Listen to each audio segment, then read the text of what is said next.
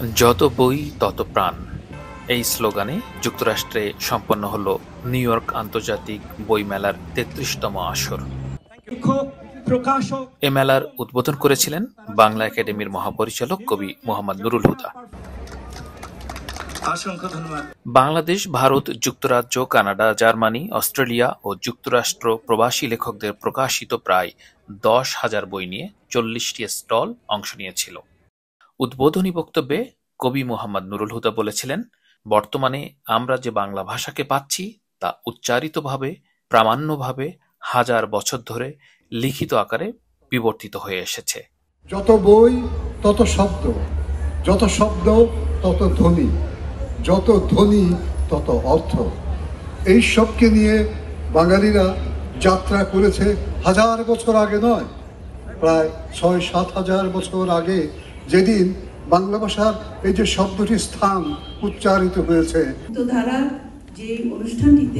উদ্বোধনী পর্বে সংসদ সদস্য ও জাতীয় প্রেস ক্লাবের প্রেসিডেন্ট ফরিদা ইয়াসমিন বলেন, নিউ ইয়র্কে মুক্তধারার ৩৩ বছর এই মেলা ধরে রাখা এবং প্রথম প্রজন্মের সঙ্গে নতুন প্রজন্মকে একই সূত্রে বেঁধে রাখার এই যে প্রয়াস, তা অবশ্যই সময়ের প্রয়োজনে খুবই গুরুত্বপূর্ণ। এ সময় অতিথির মধ্যে আরও বক্তব্য দেন ঢাকা বিশ্ববিদ্যালয়ের প্রাক্তন উপাচার্য মহাশ আরেফিন সিদ্দিক, জাতীয় কবি কাজী নজরুল ইসলাম বিশ্ববিদ্যালয়ের উপাচার্য সৌমিত্র শেখর দেই, কথাসাহিত্যিক ফরিদুর রেজা সাগর ও ওয়াশিংটন ডিসিতে নিযুক্ত বাংলাদেশের রাষ্ট্রদূত মোহাম্মদ ইমরান। ধন্যবাদ জানাচ্ছি মুক্তধারা ফাউন্ডেশন এবং তার সাথে সংযুক্ত সকল কলাকুশলীদের। মেলার শুরুতেই মুক্তিযুদ্ধের চিত্র প্রদর্শনী অনুষ্ঠিত হয়। এই পর্বের উদ্বোধন করেছিলেন মুক্তিযুদ্ধ জাদুঘরের ট্রাস্টি সারওয়ার আলী। মুক্তধারা ফাউন্ডেশনের এ আয়োজনে পরিণত হয়েছিল বিশ্ব বাঙালির মিলন উৎসবে। সে বিষয়ে চ্যানেল ওয়াশিংটন বাংলার সাথে কথা বলেছেন লেখক, সাংবাদিক ও গুণীজনেরা। চ্যানেল ওয়াশিংটন বাংলাকে শুভেচ্ছা এবং অভিনন্দন জানাচ্ছি। বাংলাদেশ থেকে আমার জানা মতে 40টা প্রকাশনা এসেছে। এটা আমাদের জন্য একটা বড় অর্জন। নিউ ইয়র্ক এখন বাংলাদেশের মতো, হ্যাঁ, একটুও মনে হচ্ছে না যে বিদেশে নিউ ইয়র্কে আছি। এই আয়োজনটার মধ্যে দিয়ে আমাদের কবিদের মধ্যে, আমাদের লেখকদের মধ্যে যে সংযোগটা হয়ে যাচ্ছে, দেখা হয়ে যাচ্ছে, এটাই বড় একটা প্রাপ্তি। যারা এই দেশে জন্মেছে এবং বড় হচ্ছে, তারাও কিন্তু তাদের বাবা মায়ের সংস্কৃতিটার সঙ্গে পরিচিত হচ্ছে। লোকজন কানাডা থেকে আসছে, প্রকাশক বাংলাদেশ থেকে আসছে, এখানকার স্থানীয় লেখকরা তাদের নিজেদের বই নিয়ে বসতেছে, পাঠকদেরকে সরাসরি কথা বলতেছে। এটা অনেক অনেক ভালো একটা বিষয়। This is a beautiful event. We're so excited to see all of the writers, and it's such a lovely environment to be in, and just a great family activity. And we've grown up learning how important the Bangla language is, so it's great to see a bunch of authors like my mother and others bring the language to new generations and new audiences. We may not understand it all, but we're learning from those who are writing about their stories and experiences. There's a lot of performances today. We had the opportunity to watch a debate, which was really interesting.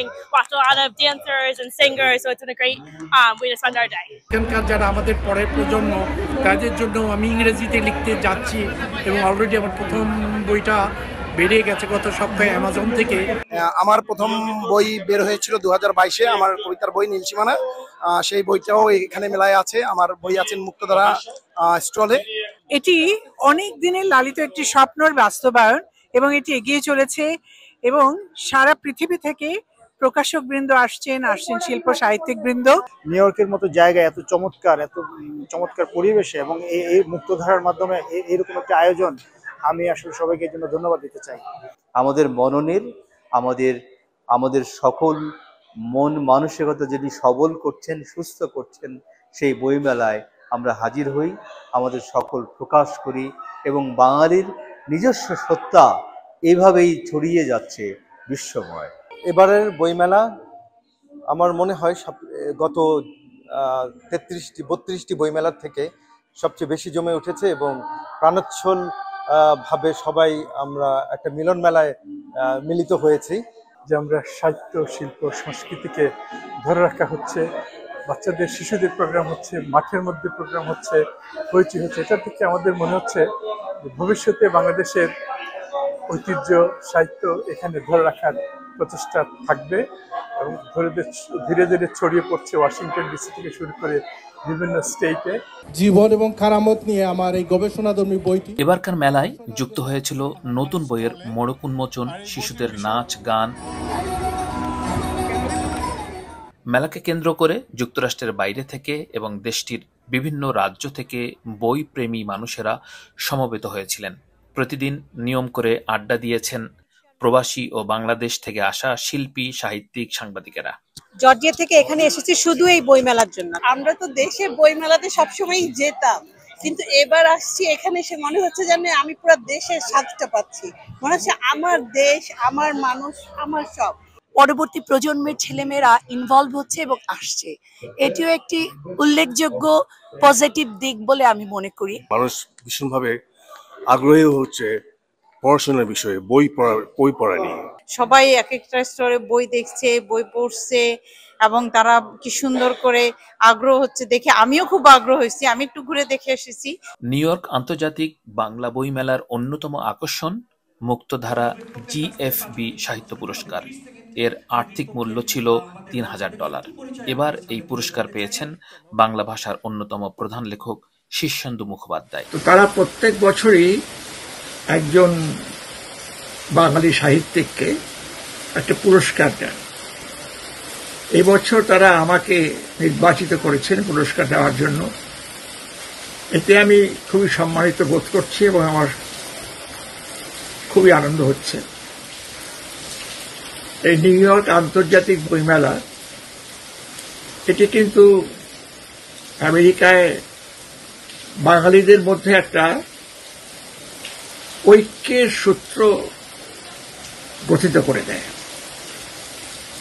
সেজন্যই এই বইমেলাটিকে আমি সম্মান জানাই।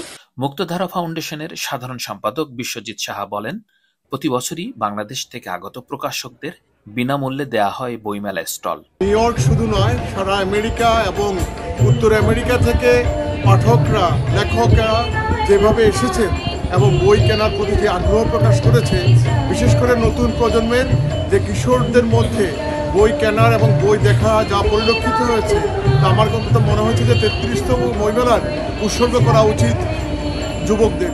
অংশগ্রহণকারী প্রকাশকদের মধ্য থেকে একটি সংস্থাকে দেওয়া হয়েছে চিত্তরঞ্জন সাহা সেরা প্রকাশক পুরস্কার।